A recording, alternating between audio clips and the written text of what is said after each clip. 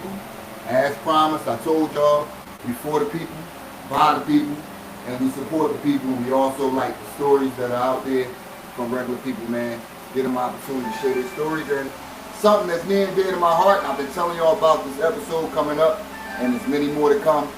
A soldier story, Tales from a Soldier, where we get to tell our view from the standpoint of the armed forces, educate some of the people, give some of our veterans some good, solid information to go along with, because Lord knows they don't get it, you know what I mean, as they're supposed to. And tell some of these funny stories, man, and also get some people back interested in joining the armed forces, because it's a great opportunity for your life. And like I said, this is the Angry Taz Show, and I'm here with my brother in arms, and also a good brother. I had a chance to talk to him off the camera as well, my man Ra. We'll give him an opportunity to explain to the people about his years in the Army and what he's currently trying to do now going forward. Introduce yourself to the people. Thank you. I appreciate the time. My name's Samuel Dolan. Grew up around there on 12th of Susquehanna, Mervine Street, call it M Block. Did 20 years active duty from 1996 to 2016. And there's a difference between, because I don't want to start saying Army terms and people understand it, but active duty means that's your job. You don't do it just on the weekends. That's the reserve. National Guard is one weekend a month. 2 weeks out of the summer. Yep. But the active, that's your job. You go where they say go, Germany, South Korea, Alaska, down South Texas, and I've been all over. And I gotta get I've right been to 2 deployments. Go back. 2 deployments. I was in Kosovo, that was my first deployment, and I've been to Afghanistan. Afghanistan was my last deployment. And if people listen, I'm a 14 Romeo. Everybody in the Army know they got a job, nomenclature, a number. That's a sight forward, heavy crew member basically. Shoot down airplanes, shoot tanks, or any other enemy combatants. You provide protection for the tanks and infantry on the front line, shoot down airplanes and helicopters. That's my job. As y'all can see, shooting serious. And with that being said, I gotta ask you this, brother, as a former military member myself. How do you think that affected your life coming from North Philly, the trenches as we say, you know what I mean, the battleground, you know what I mean, that, you know, we had the crack era was heavy, we had all types of stuff going on back then that could have distracted you. What gave you, what gave you the courage to join the military? And I must say the courage because it takes courage, and you're going to hear why later on in the show, ladies and gentlemen. The Army wasn't even, I mean, I think everybody played it when they was younger, but it wasn't even on my radar when I went to high school. I was working at Tucker House Nursing Home. I was going to floors, and it's just an old man. I remember cleaning his room all the time, but out of nowhere he woke up, and it's a true story. He said, "You shouldn't be here." And I took it like, well, who else going to clean your room? But he set up and said, "You shouldn't be here." And the way he said it, I was like, yo, that's a sign. Like, I went to school, high school, went to one of the smartest schools, engineering and science. I was like, yo, I shouldn't be doing floors. None of this people doing, you do what you do to get by, provide food on the table. But I was like, I need to do something better with my life. And at the time, my girlfriend was pregnant with my first daughter. And I was living at home with my mom, and I had to make a move. I was 21 years old, and my sister was in the Navy, my half-sister. She was a recruiter. She came to get me to join the Navy, and I always joke about this. It was 50 cents. 50 cents. Me going back to the car to get a soda, 50 cents for a soda out the machines back in the day. That was the difference of me joining the Navy and the Army, because she went into the recruiting office. I came in after her, but didn't know where she went. And the first office I walked in was the Army, and I was sold. I was sold. And that's usually how it goes. She couldn't change my mind. That's usually how it goes. Now, you got to get right into it. When you first went to basic training, how was that experience, bro? Because I get this question asked all the time. And when I tell people this, they don't understand the shit is a life-altering, changing experience. Let's give the people a little bit of it, man. Basic First of all, let's training. tell them where you went first. I went to Fort Sill, Oklahoma. The boondocks, just in the middle of nowhere. It's in Lawton, Oklahoma, but it's Fort Sill, Oklahoma. I didn't know what to expect. But you knew, like when I got Philly, let me tell you, Philly prepared, like they say, I think the song was, if you make it in New York, you can make it anywhere. If you make it in Philly, you can make it anywhere. You can make it anywhere. I grew up, you know, with stern parents, we got discipline, we got beatings and all that. So I knew in my head, well, the drill sergeant can't beat me. I'm used to my dad howling in my face. I'm used to that. Right. But it was also drill sergeant was putting their hands on people secretly back then, in a secret way. But basic training was an experience like no other. Funny. I look at it now and it was hilarious. It was probably one of the funniest times in my military life. But at the time I was going through it, you think you're going through hell. But the drill sergeant just there to change you from Samuel Dowling into Private Dowling. That's all he's doing. He's changing you from trying to be cool on 12th Street to just surviving in a battle. That's all they doing. They ain't there. They don't really hate you. They ain't going home figuring out ways to make your life miserable. I know, because I became close friends with drill sergeants later down the life. I trained to be a drill sergeant. And it's just a job. Now, he just told you something that was key. Because within what he said was basically telling you it's a mental battle. Now, I have to ask him this.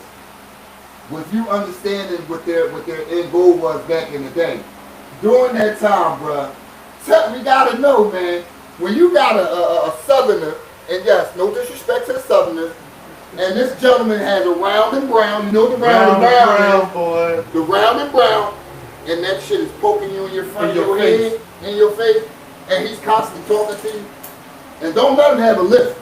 It's like spit flying everywhere, and you can't react. How was that feeling, bro? Tell him. First thing first, everybody from Philly, back in the 90s, everybody in Philly was in the game. I don't care where you came from. As soon as you told the drill sergeant, first sergeant, commander, you're going through inspections, Private Dowling, 14 Romeo, last four, blah, blah, blah, blah, blah. I'm from Philadelphia, Pennsylvania. They would probably scream in your face, ah! And then everybody, you think you cool, you think you're a gang member, cool, but they come up with all, they never call you by your name. I'm gonna tell you this, they barely called you by your name. They called you Joe, Hero, and you wasn't a hero. The first time they called you Hero, hey Hero, get over here. You think you did something good. Don't follow me here, let me skip over here. I did something good. You running over there, and either your dog tag hanging out wrong, you got a button undone, your boot laces hanging out, or your BDUs in my case was wrinkled. And they smoking. And smoking you mean they gonna make you do exercises until the smoke steam is coming off the top of your head. And that's what you do. Beat your face, push up, side straddle, hops. Now, sit up, everything they can think of. Iron mites. He brought up something that's very near and dear to my heart because I'm gonna get into it. I was one of those soldiers who had to test people and different things like that. But we're gonna get into them stories. But I gotta ask because he just brought up something. Now, when you talked about the smoking and the steam literally coming off your head, brother, will you tell the people what the word front back go is? Oh, that's. Yo, my legs hurt right now thinking about it. I'm tired just doing two of them. Front is drop down in the front in the rest position. Back, you gotta jump up and then get back down on your back. And you might be doing sit-ups, or you might be doing a V-ups, or you might be doing some sort of ab exercise. And then go is jump up and sprint. Don't do that slow little. Don't do that. You gotta sprint. And I found all they doing, all this whole time smoking is just making you stronger, so you can pass that last PT test. You gotta pass that PT test to graduate basic training. A lot of people with all the qualifications of their weapons, throwing grenades, and they give them that last PT test and they fail, they get recycled. Recycle means you gotta start over somewhere, maybe week 1, week 2, and you gotta do another 9 weeks of what you just went through, or you can say, I wanna go home. I'm gonna introduce something to the people right That now. comeback goal is a beast. And because I have a fellow veteran up here, he'll understand. You gotta tell the war stories, baby. Oh, man. The funniest shit you've ever encountered. Okay, this is the funniest. This is in boot camp. In boot camp. This is or in boot the camp. I ain't military even get period. to the time when you permanent party, where you actually, the Army is not all basic training.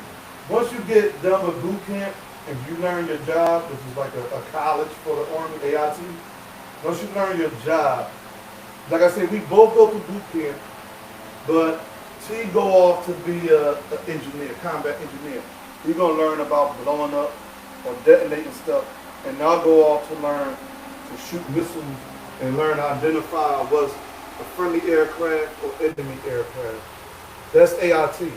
Then you go to a permanent duty station where you now is doing basically a 9 to 5. But your 9 to 5 is a little different than everybody else's 9 to 5.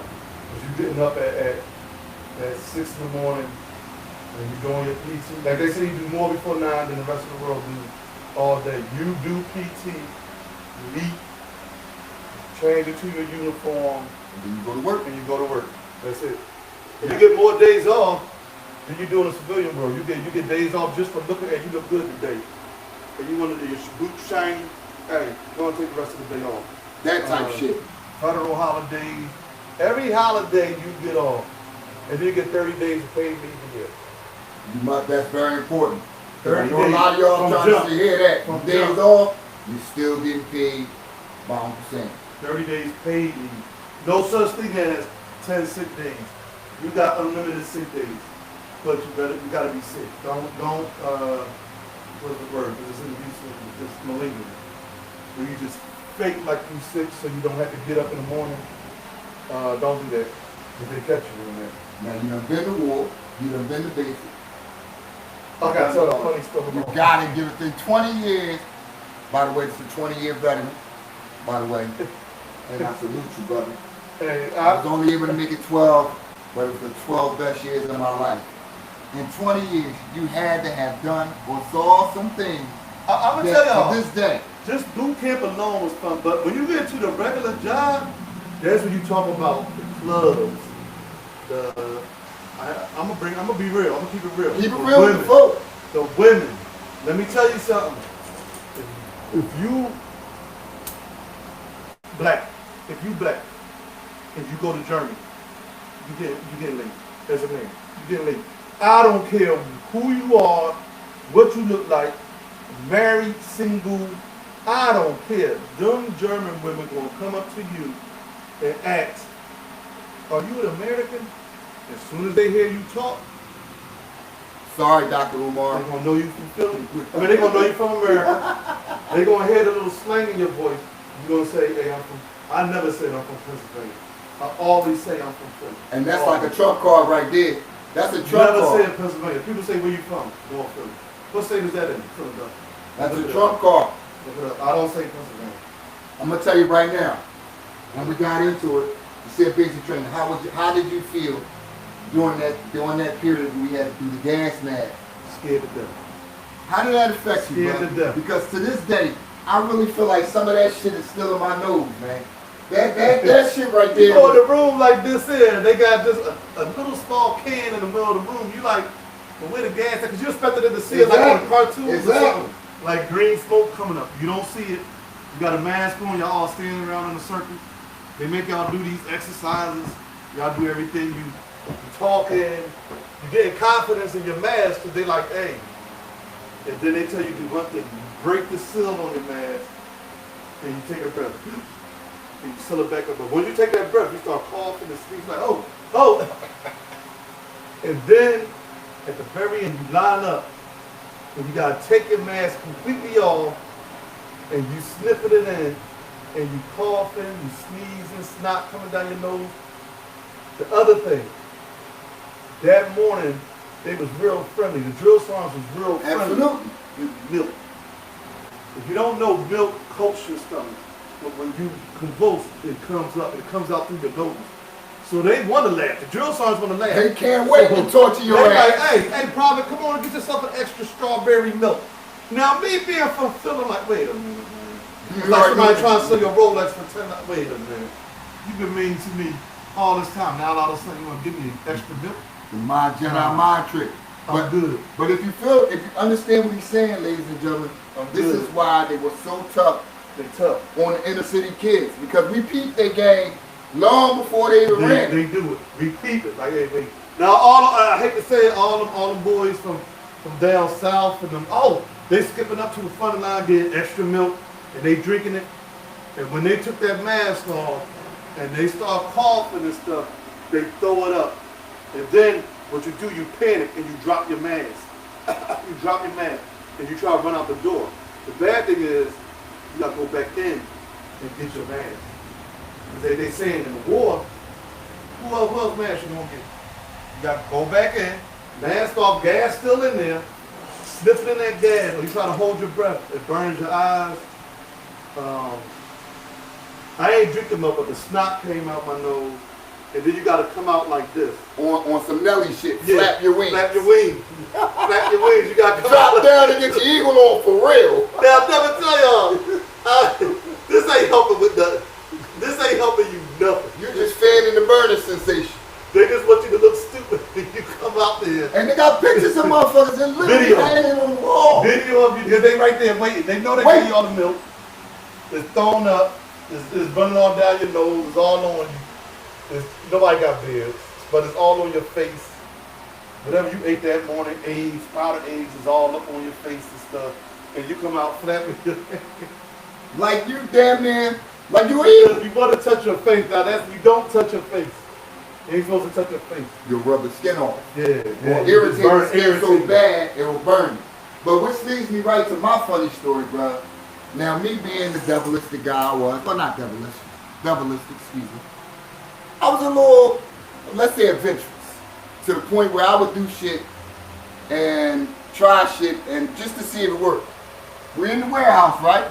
Now, mind you, my MOS was a 92 hour, or automated logistics, and then I later on transferred to medical logistics on the reserve side. They have this thing called entropy. Oh, the entropy, which they educated us about, gave us classes on. Yeah. And this is supposed to help your heart race more and more. And this is fucked up, but it's the truth. If you're ever in a situation where you're running out of gas or you wounded so bad that there's it'll be a eventual fatality.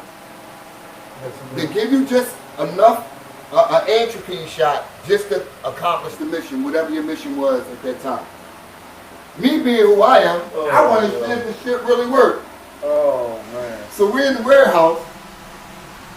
And when I tell you, ladies and gentlemen, I totally forgot how they told us to inject it. Were you supposed to inject it? Yeah. Twist it, whip it, basically, break it off or what have you. Well, I hit it from the wrong end, and that needle shot out like a cannon and stuck my goddamn thumb, and my shit swelled up the size of a damn small potato. Yo, that's all. That's like a brush. Here's the thing.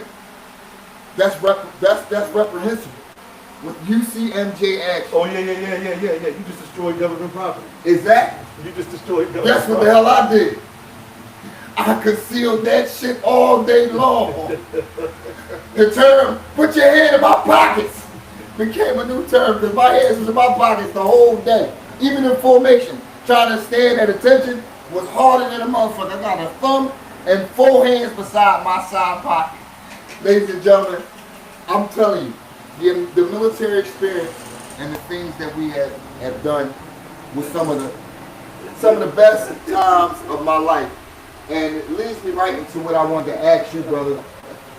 When you became an active duty soldier and you finally found your way, by the way, I must ask you, how high in the ranking system did you go? First sergeant. Oh, so you was up there in the high official. Yeah. I was at that point. You become a first sergeant. You don't do. Your job is more responsible and accountable than anything. I mean, I'm at home on the weekend. I'm doing the right thing.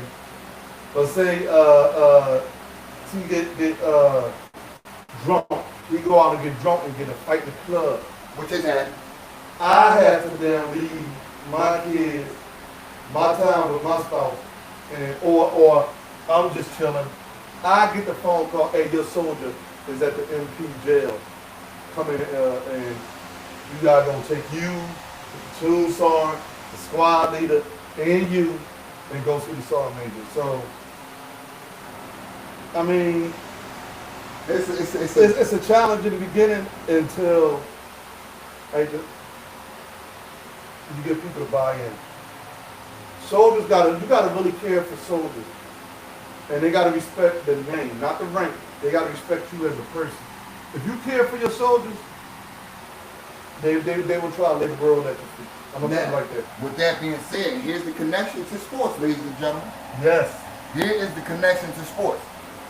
The camaraderie that you learned in basic training and throughout your career, how does that relate into a successful situation when you watch teams like the Eagles, the Phillies, the Flyers, the Sixers?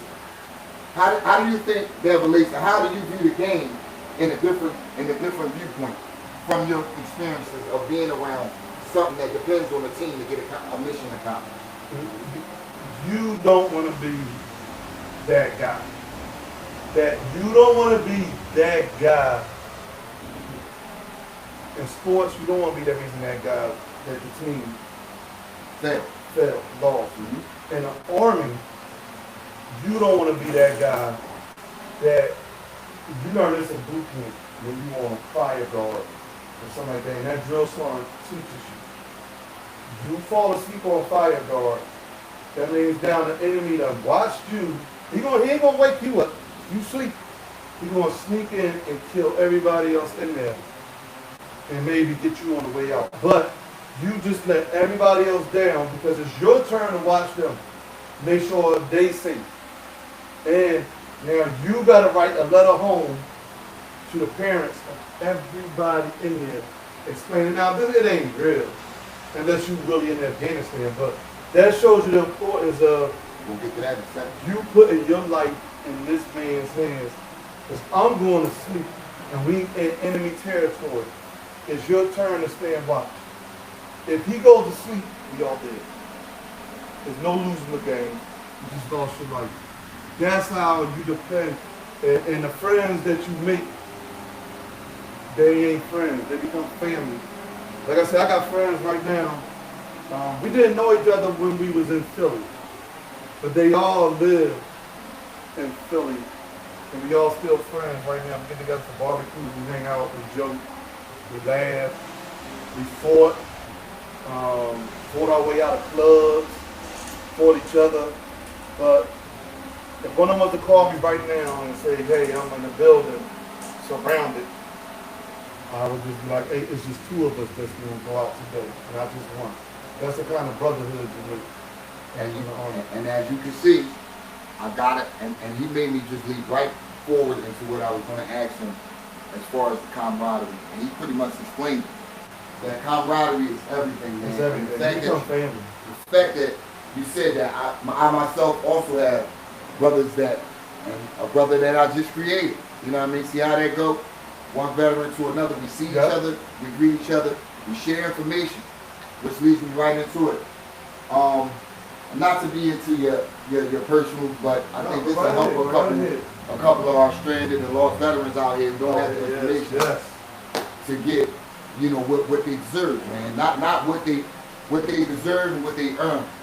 Not what they should be given. You earned it. They ain't giving this away. You earned it. How are you along to the lines of your VA treatment as far as getting the compensation that's just due? I'm 100%. I'm 100% disabled. I haven't worked and it's not bragging. I don't want to like I'm bragging about it. I'm financially secure. I haven't had to work since I turned 50. When I hit 50, I was driving for Carvana. Good job. It was a good job driving for Carvana. With no cars up, driving like Richmond. Good job. But at some point, you driving, you start to wonder. And I came up with a plan to say, I don't want to work. That's going to be my gift to myself when I turn 50. So I worked, in the Army you work hard. So the civilian world wasn't hard for me. A 9 to 5 in the civilian world was a cakewalk. Cake. Because it's like, y'all ain't screaming at me, y'all ain't responsible for nobody else but myself. And the bullets might not fly over your ass if you And there's no bullets. in the wall. Shit. I shooting at me. Imagine that. Get this shit done. Get Oh. these boxes, get it out. By the way, watch motherfucking bombs coming over Baghdad or the enemy might have snuck up on posts. The Shit first like time that. I got shot at, it wasn't shot at, it was a mortar. When we was out there, I was in Afghanistan, I was standing at the, where the helicopters come to take these, where we was at, it was out in the mountains. We had to, some of us had to rappel in. And we'll get into that maybe a different time, but that's air assault. You don't land, the helicopter doesn't land. You tie yourself a rope, you hook up to the helicopter, you get out on a skid. I don't care how high up you, and I'm scared of heights. I am petrified. You won't see me stand on this chair. Brother, I'm gonna let you finish. I have to commend this man. Because at that point in time, when they tied the rope around me, it would have been a casualty of war right there. I would have passed out, my heart would have stopped. That's the one thing that scared me from the military. And you know how they used to play the commercials, all they showed you was the airborne range. The airborne range, And I'm thinking you gotta jump in basic training. So I said I would never pass, because I ain't getting in the plane. It's hard for me to get in the plane now. My first plane ride was El Paso, Texas. Go wait a minute, I mean, I love it. something back, Remember bro. you said you was in El Paso? I was in El Paso in Wait a minute. Fort man. Bliss. What you know about El Paso? Fort Bliss, Texas. Roving Sands. What you know about them senoritas there? Hey man. Let me tell y'all something. Let me tell y'all something about El Paso. Let me tell y'all something. El Tango Los Pantalones. If my boy gonna see this later, I wish he could call him, but me and him used to have a debate on where was the best place that we were stationed at. It was either Germany or El Paso. And then I started telling him, like we always would say Germany because it was so easy. All you had to do was step off coast. You just go into a restaurant and the girls will, hello. Hola. That song, Me and My American Boy. That's that. American. One of my That favorites, comes too. from it. That comes from the Europeans loving black American men. Wow. Didn't know that. Why do you think she says, Educated me and people. my American boy? She I don't would- say me and my African, me and my Jamaican. She say me and my American boy. Well, why not listen to that joint like that? Take me to a place. That is Germany. But then El Paso, them senoritas, yo, there's a club down there called Grams. You got 100% hit freaking man. You just 100%, you leaving with something. How Denzel say, leave at that, well, I'm leaving here with something. See, this is it. And look, we I'm also, leaving with something. we're telling you, we're giving the youngins All another y'all outlet. outlet partying and clubbing. And my nephew's right now to this day. Oh, you don't know. I said, Jay ain't never party like Soldiers Party. You will never see people party. We have them balls where you got to drink out the bowl, The fishbowl. big bowl, and they pour sand. They'll take a sock off, put it in there, dark, clear, bare. They'll take tears, supposedly tears, which is, they probably have vinegar, and rinse it off in there, throw a t-shirt in there, stir it up, drink it from it all night. You got your regular bottles. And they okay for you to get, it's okay to get tore up. Gotta let your hair down, because they know the stress we You under. know the stress, and it's okay. The thing is, where they get you, just don't drink and drive. They get you a bus, they get you a van, Which they is grab very you important. home, and all that. You party hard, you play hard. The only thing that kind of started messing it up was, where was it? I was in Kosovo, and they started saying you couldn't mess with the officers. Enlisted couldn't mess, soldiers couldn't mess with officers. Which we know that's not. These relationship wise, you couldn't sleep with them, you couldn't have sex with them, none of that. They gave you a date. They gave you a date. Like if you was messing with one, you had a cut off date. You had to marry him or cut it off. You heard the movie The Officer and the Gentleman, right? Yeah. Yeah, that's where that term came from. Officers. And CEOs and can't the mess with soldiers. And I'm gonna tell you, it's tempting, but no.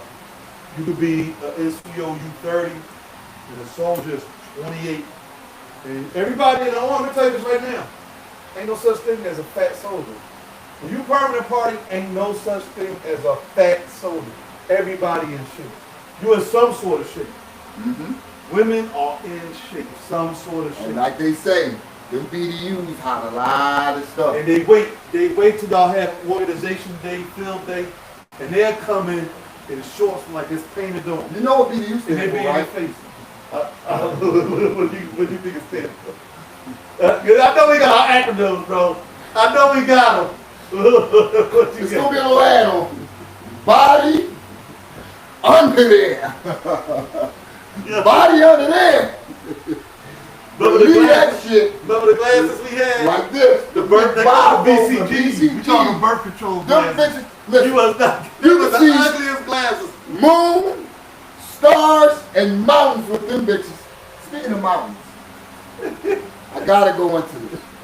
I have to. Another funny story here. Or blizzard. And don't worry about it. We're going to get back into it, ladies and gentlemen, because before we leave here, we're going to give some information out where veterans can go get help. We're helping you file your claims. I'm telling you. I'm telling you. Please file your claims. But again, back to my story for Blitz. It's kind of embarrassing, but see, I'm a very self-aware man, and I'm not afraid, you know, to share some of my funny stories that may not be on the right side of my side, so to speak. I got beat out of my sock, bro. Not physically, but on the basketball court. My man Jerry, shout out to my man Jerry. Big Sarge, appreciate you, man. Love you, bro. Wherever you at, hope you're doing well. But yeah, we had we used to go back and forth about basketball, and I'm a big Sixers fan. I go Philly everywhere on my back. Literally. You knew me, they go Philly TJ or Philly Tad. Whatever you knew, you know I was Philly bred. But real deal. So we one day decided to, make a bet, because he, was going against the Sixers. I think it was 2001 when the Sixers took on the Lakers. I'm a big AI fan, y'all, so I'm head over heels going crazy to the point where I told I risked, hey, you see MJ action. I had to tell him, man, listen, man, we done worked hard all day. Can y'all get a TV in the cave room where we can watch the Sixers? Mind you, I'm in San Antonio, Texas. Well, not San Antonio, El Paso, Texas, excuse me. Thank you for correcting me. So long story short, we get on the court. I'm playing well. I'm going hard, injured my shoulder and everything, but I'm still dogging it out, trying to get it, get the W. The man literally beat me out my socks, and I literally had to pass my socks. Mind you, these are military issued socks, ladies and gentlemen. So they're not white socks. The bitches are brown. Brown socks. I'm passing them over like this. That's it, goddamn. Here's the term. A man got beat out of his socks, ladies and gentlemen. But yeah, that was just one of my funny stories, man. I'm a boxer guy, and I remember boot camp you had to wear them brown grease. Oh, God. Not tidy whiteys, tidy brownies. I used to hate that. Like, yo, I want to wear boxers. But the thing is, the drill sergeant said you had to wear Army issue stuff. From your socks to what was on your head in basic training. Some brownie toddies. I'm going to throw something right at you now.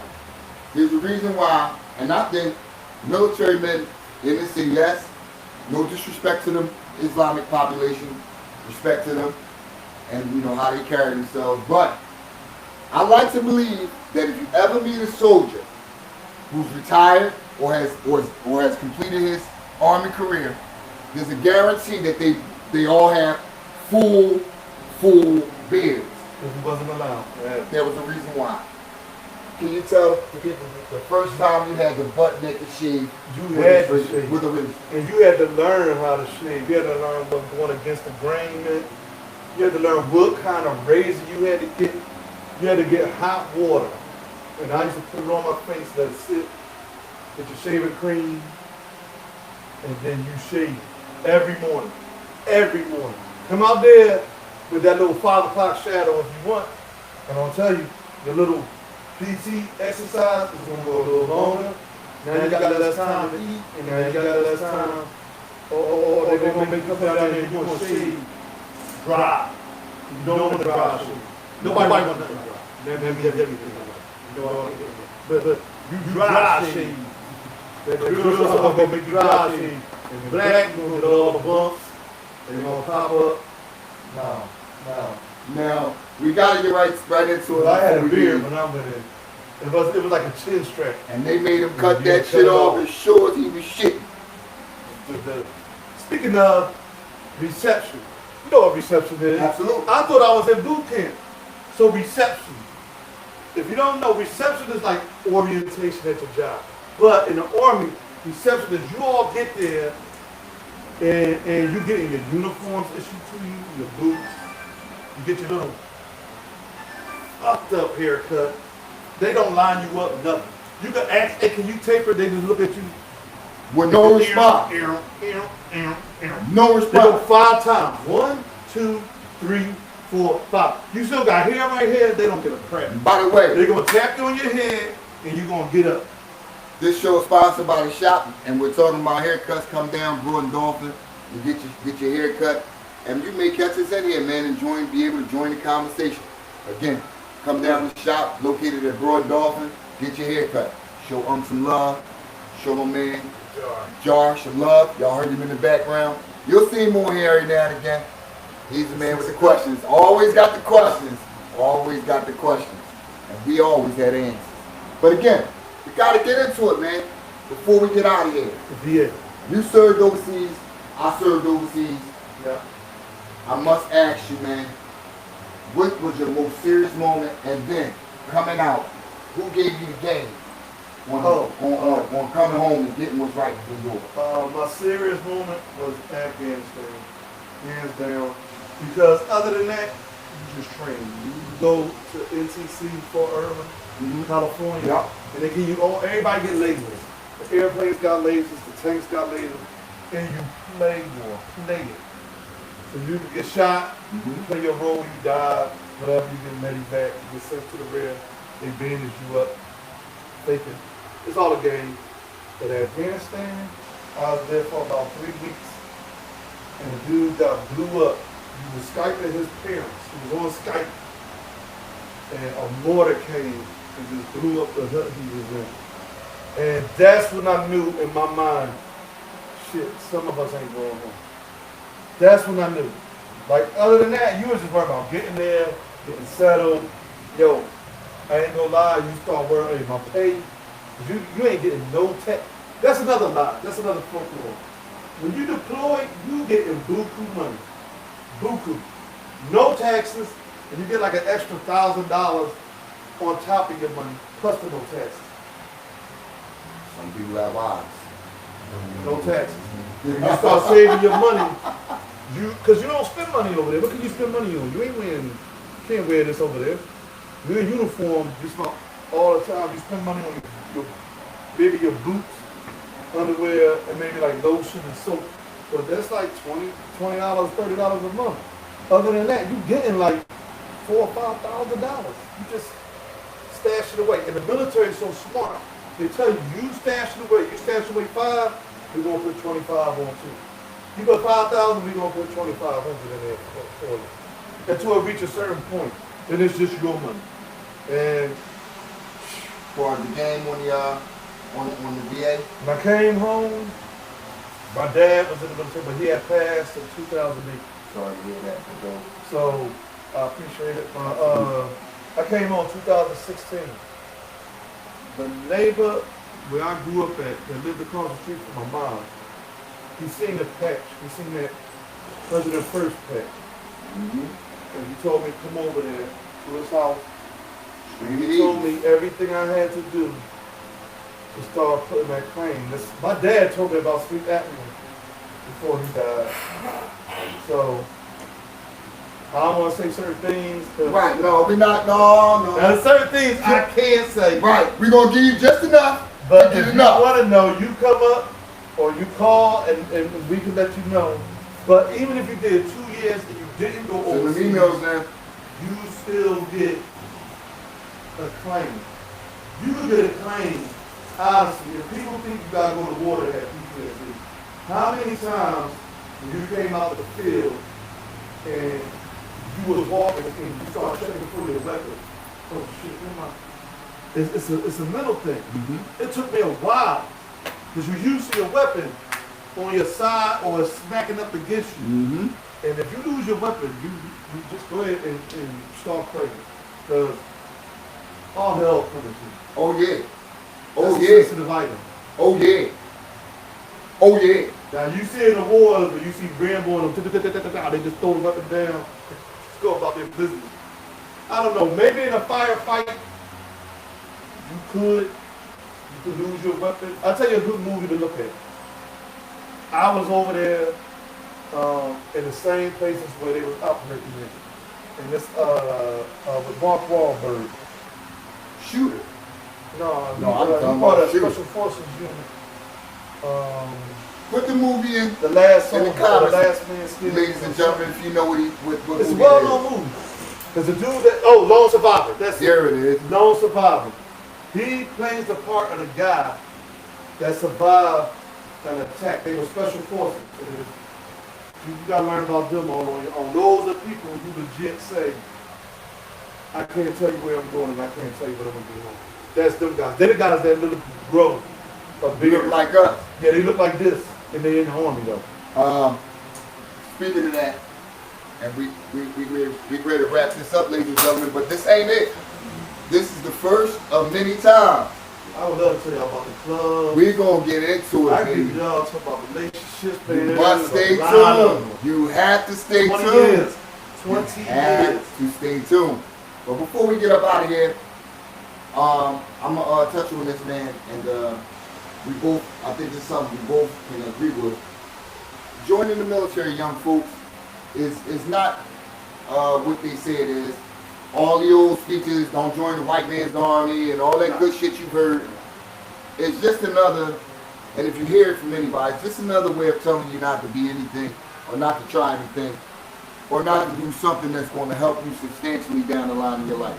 You're looking at two brothers who are retired at ages most we couldn't even probably dream about.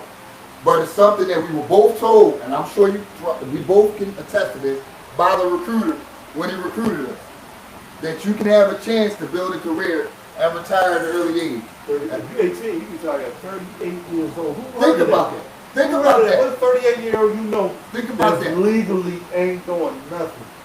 But Just collecting getting a a check. paycheck. That's the type of life that can be led out here with joining the armed forces. And you're looking at two prime crew subjects. And there are many others. And like I said, again, tune into the show. Keep watching. We got the stories for your ass, the stories for days. This is just softcore right here. Wait till we really get it going. If I get into it, it's some stuff. Believe me, ladies and gentlemen, we got information for the veterans. Hopefully you caught most of it. VA benefits are very important. Go down there to your local VA on Wissahickon Ave. There it is. Go Wissahickon Ave. on Wissahickon Ave. VA and Get you a veteran service organization, a veteran service representation. It's free. It's free. And if some of you don't even have time for that and you think you can afford it, get you a lawyer. I wouldn't give a damn how you would.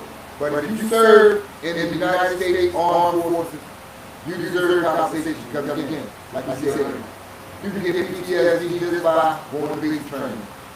Your body, the mind, your spirit is being broken down and built back up. That in itself can cause trauma. They was giving away $38 billion for the burn pit.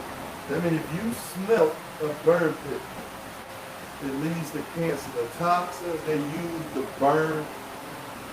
And I'm gonna just say it so y'all don't get confused. It was them poop, the shit, the trains. When they had to pull and burn the shit and the latrines, if you smelled that or was around that, you getting copper sleep. You losing out on money right now. Right now. You heard that right there. And I think everybody in the 90s and early 2000s, if you was in 90s and back and all the way to like 2000 and some change, you was smelling the burn at some point. There's no way you could avoid it. And if you are avoiding right now something, you're avoiding helping yourself with an extra couple of hours in your pocket. And you all know everybody needs some money. Holla at your boy. It's been an Angry Test Show. My man Rob. Look for him to be on future shows. We're gonna educate y'all. We're gonna talk our shit. We're gonna continue to do what we do.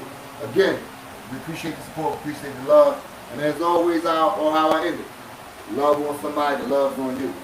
What's up with the what's up? Peace and blessing.